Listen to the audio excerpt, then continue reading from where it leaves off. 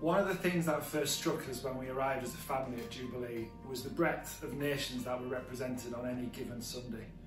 The main auditorium has flags down both sides, with each one being a different nation that is represented by the people who call the church home.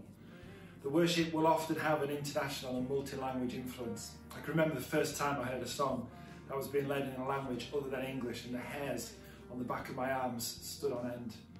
It immediately reminded me that I'm part of something much bigger than I sometimes remember, and something more diverse than I can actually see. I once remember hearing a message where the person talked about what he called four-dimensional worship.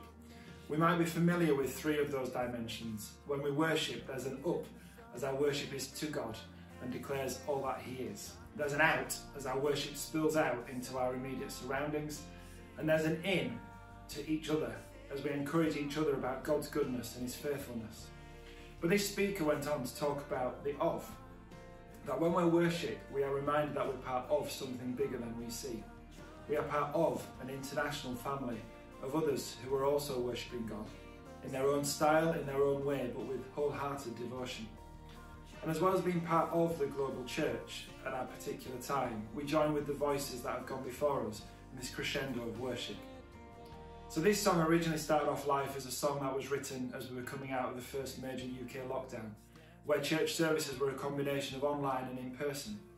It was an invitation to join in the song, whether you were in your usual church building or joining in online on your settee because you weren't allowed out.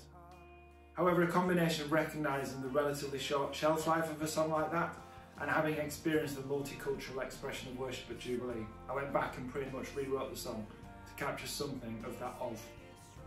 So the song speaks about a global church that is bigger than I have seen in person, but that I know exists. A global church that might be experiencing revival and a massive outpouring of the Holy Spirit in one country or continent, even though I might not see that right in front of me. And I'm part of that. I belong to that, and everyone who loves Jesus has a part to play in that. This is unpacked through the verses, each different tongue, kaleidoscope nations, this rich, varied tapestry. Let all nations rejoice.